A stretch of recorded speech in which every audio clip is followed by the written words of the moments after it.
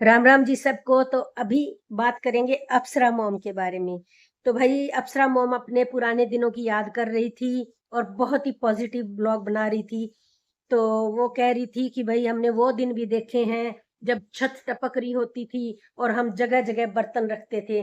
तो और हमने एक टाट बिछा के भी सड़क के किनारे या कैसे वो बता रहे थे कि हमने ऐसा जीवन भी जिया है। तो भाई हमें तो अपनी भी याद आ गई, तब हम छोटे छोटे होते थे जब छतें टपकती थी, झड़ी लगती थी 15-15 दिन की। और भाई हम छोटे छोटे थे तो मम्मी बताती घर के मतलब बर्तन ही खत्म हो जाते थे। सारे बर्तन, परात, पतीला, लोटा, कटोरी, मतलब बर्तन ही बेड पे फैला दो सारी जगह, टपक टपक करे तो पूरा बेड ना गिल्ला हो जाए। या खाट चारपाई जो भी होती थी, बेड तो नहीं होते थे उस टाइम में, किसी किसी के होते थे। तो भाई हम भी छोटे छोटे होते थे, लोटा बर्तन ये सब सारे घर के बर्तन रख देते थे। तो वो टाइम हमें भी याद आया। तो अच्छा लगा याद करवाया आपने। तो ये चीजें याद आई। तो वो सही कह रही थी कि भी हमने तो जब वो टाइम भी देखा है, तो हम तो हर चीज में एडजस्ट होने वाले इंसान हैं। तो भाई सही बात है, जब माँ बाप ने इस तरह के दिन देखे हों, ऐसे ऐसे दिनों से गुजर के अपने बच्चे पाले हों, आज बच्चे जब सारी सुख सुविधाओं से लैस हो गए हैं, तब माँ बाप को भूल रहे हैं, अपनी खुशियों में मगन हो चुके हैं, अपनी सुख सुविधाओं में मगन हो चुके हैं और माँ-बाप को कहीं न कहीं नज़रअंदाज कर चुके हैं। तो भई ये बहुत गलत बात है। ऐसा किसी को भी नहीं करना चाहिए। बल्कि मैं तो कहती हूँ, जैसे-जैसे पैसा आता जाता है, सबसे पहले अपने माँ-बाप के बारे में सोचो।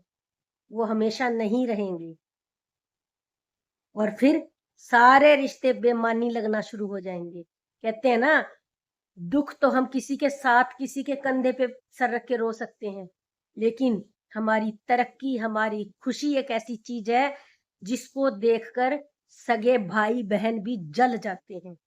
लेकिन माँ बाप ऐसे होते हैं जो अपने बच्चों की तरक्की देखकर दुगने खुशी में भर जाते हैं। तो आपकी खुशियों में, आपकी तरक्की में खुश होने वाले सिर्फ और सिर्फ माँ बाप होते हैं। बराबर के रिश्ते भी, सगे बहन भाई भी आपकी तरक्की से जल जाएंगे, लेकिन माँ बाप को आपसे कभी कोई उम्मीद नहीं होती। वो आपकी तरक्की को देखकर बहुत खुश होते हैं। तो इस धरती पर अगर कोई आपकी खुशियों को देखकर खुश होने वाले होते हैं, वो सिर्फ और सिर्फ आपके माँ बाप होते हैं, सगे बहन भाई भी नहीं होते। हाँ, दुख जब रोओगे ना, तो हजारों कंधे मिल जाएंगे, और वो भी तब तक मिलेंगे जब तक आप अपने दुखड़े रो रहे हो। जैसे ही आप अच्छे दिनों की तरफ बढ़ोगे, वही लोग आपकी वो दुख के दिनों को कुरेद-कुरेद के आपके सामने रखेंगे कि कभी ऐसे दिन भी थे इसके, अब ये ऐसा हो गया, अब ये ऐसी हो गई। तो उन लोगों को आपकी खुशियाँ पचेंगी नहीं। उनको मज़ा आता है वो दिन याद कराने में, जब आप हर चीज़ के लिए तरस रहे थे, हर चीज़ के लिए तड़प रहे थे।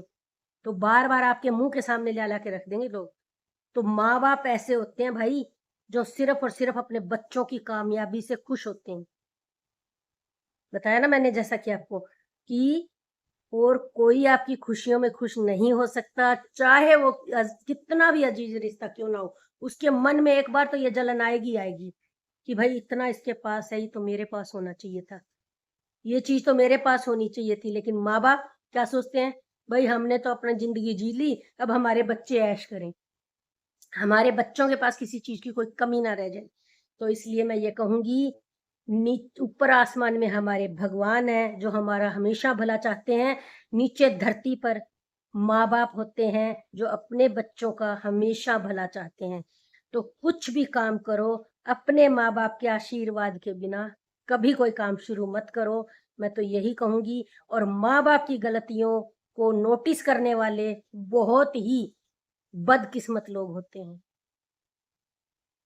मैं तो ये कहूंगी बदकिस्मत लोग होते हैं। तुम ये क्यों नहीं सोचते कि हमारे माँ बाप इतने सक्षम हैं कि वो हमसे कुछ नहीं मांग रहे, हमें फ्रीडम दे रखी है कि अपना कमाओ खाओ। तो भाई मैं यही कहूंगी, अप्सरा मॉम और बहुत अच्छी हैं, उनके पति भी बहुत अच्छे हैं, किसी तरह का लोभ लालच नहीं। तो उनके बच्चों को भी अपने माँ बाप की इतनी ही रिस्पेक्ट करनी चाहिए। समाज में अपने माँ बाप का दर्जा सबसे ऊपर रखना चाहिए। तो भाई इन्हीं शब्दों के साथ मैं आज का ब्लॉग करती हूँ समाप्त कि मीठी-मीठी, प्यारी-प्यारी यादों के साथ जो अप्सरा मोम ने अपनी चीज़ें बताई, भई हमें तो बहुत पसंद आई। और कितने कष्टों से, कितने दुखों से जीवन पार करते हुए आज वो इन सुख-सुविधाओं तक पहुँची हैं, तो ये बहुत बड़ी बात है। तो उनके बच्चों को भी इस चीज़ को याद रखना चाहिए और अपने माता-पिता को रिस्पेक्ट देना चाहिए हमेशा-हमेशा। तो भाई मेरा ये ब्लॉग आप सबको पसंद आया हो तो प्लीज़ लाइक और कमेंट ज़रूर कीजिए और जो भी नए हैं प्लीज़ मेरे चैनल को सब्सक्राइब भी कर लीजिए। मेरा ये वीडियो देखने के लिए आप सबका बहुत-बहुत धन्यवाद। राम राम।